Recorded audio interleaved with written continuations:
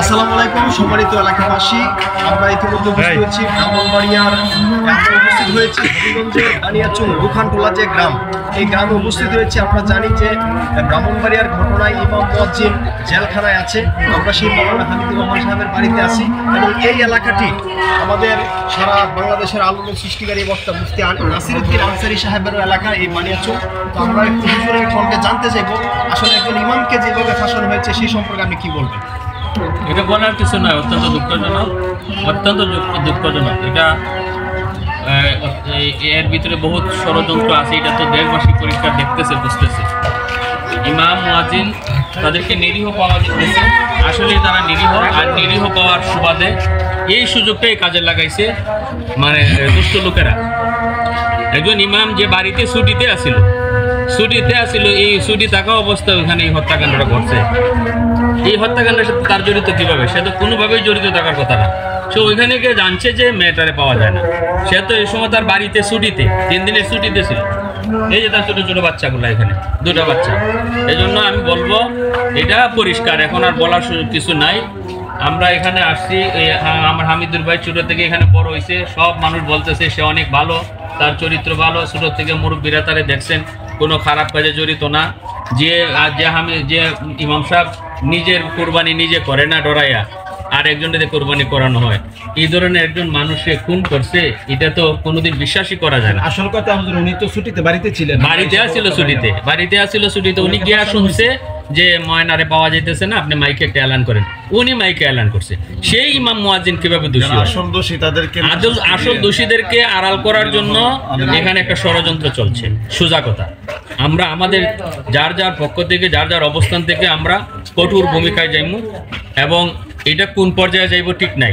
ওলামায়ে কেরাম ধরে না, আর কোনো কাজ যদি ধরে তাইলে এটা কিন্তু ছাড়েও না সহজে। এজন্য আমরা অনুরোধ করব প্রশাসন এই ব্যাপারে অত্যন্ত সজাগ হইতো, তারা সুষ্ঠু সত্যিকারের সঠিক খুনিরে বাইর করতো, দৃষ্টান্তমূলক শাস্তি হইতো, আর ইমাম মুয়াজ্জিনের দ্রুত খালাস হইতো।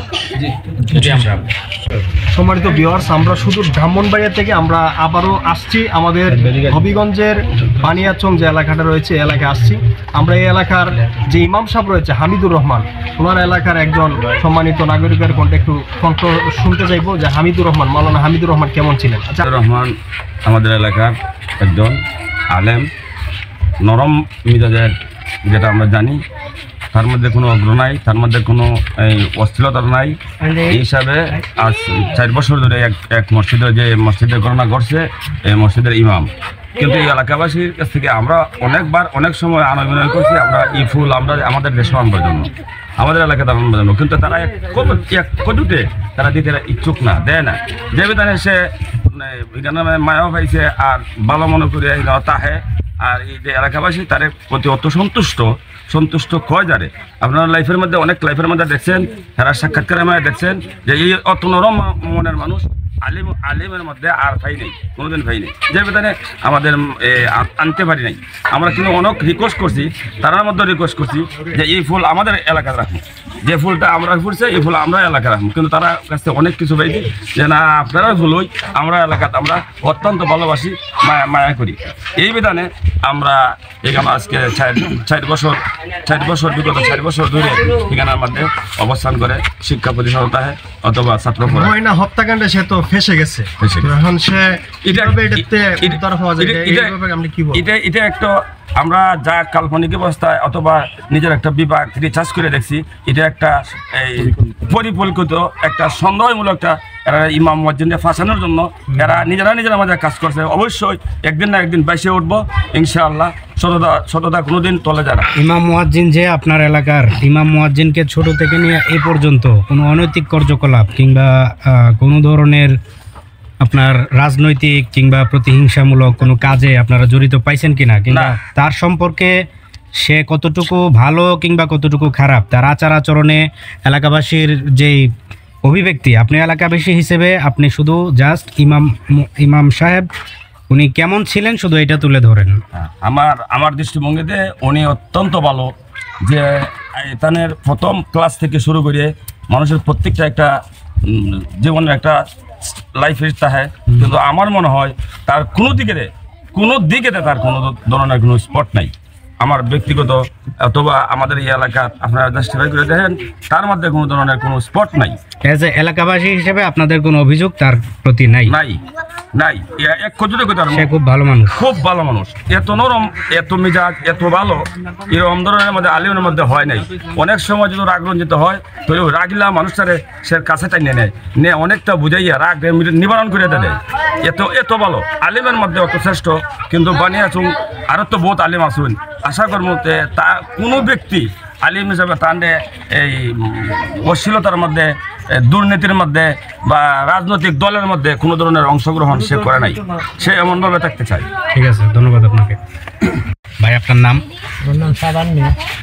আপনি হামিদুর রহমান ভাইয়ের এলাকার একজন প্রত্যক্ষদর্শী এবং তার এলাকার একজন জনসাধারণ হিসেবে হামিদুর রহমান ভাই কেমন ছিলেন আপনার মুখ থেকে শুনতে চাই।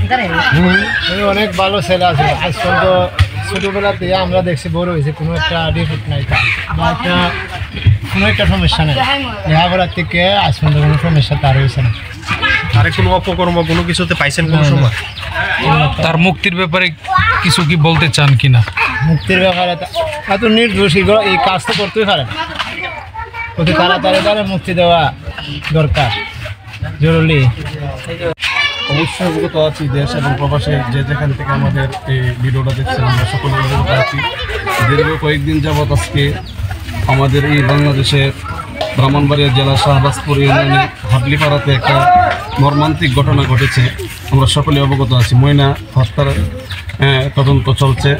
এই নিয়ে এলাকাবাসী থেকে ধরে সকলেই এক বাক্যে বলছে ইমাম এবং মুয়াজ্জিন তারা নির্দোষ। তারপরও আমাদের কিছু কুচক্রী মহল তারা নিজেদেরকে বাঁচানোর জন্য ইমাম এবং মুয়াজ্জিন নিরীহ হওয়া সত্ত্বেও তাদেরকে ফাঁসানো হচ্ছে। এই নিয়ে আমরা একদল ওলামায়ে কেরাম আমাদের ব্রাহ্মণবাড়িয়া থেকে আমরা এই মুহূর্তে আমরা আছি ব্রাহ্মণবাড়িয়া শাহবাজপুর হাবলিপাড়া যে ইমাম সাহেব ওনার বাড়িতে আছি সরাসরি। এলাকাবাসীর কাছ থেকে আমরা এতটুকু জানতে পারলাম যে উনি অত্যন্ত ভালো মানুষ। এই জন্য আমি বিশেষ করে সরাইল থানার ওসি সহ প্রশাসন থেকে যারা আছেন সকলকে বিনীতভাবে অনুরোধ করব, ইমামদেরকে আপনারা অতি তাড়াতাড়ি তাদেরকে মুক্তিদান করেন এবং সঠিক তদন্ত করে আপনারা বিচার কার্য দায়ের করেন। এবং দেখেন একটা ইমাম সাহেবের এই ছোট্ট দুইটা বাচ্চা, আমার দেখে অনেক কষ্ট লাগতেছে, আমার মানে বুক পেটে কান্না আসতেছে।